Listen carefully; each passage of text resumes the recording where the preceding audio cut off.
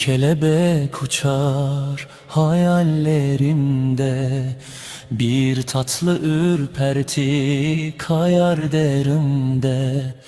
Dağ gibi umutlar var ellerimde, kirli bir hançerdir hücre duvarı.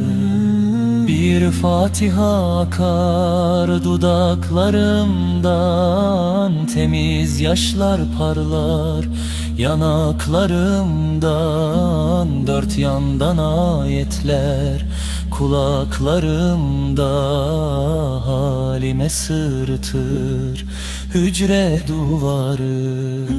Geceler karanlık, buruk geceler, tepemde devleşir çirkin cüceler.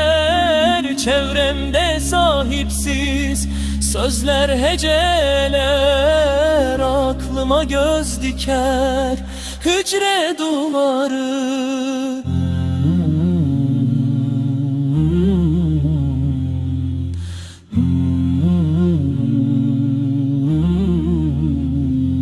Sevdam garip kalmış, hainler güler, sözler ısırgandır, kalbime işler.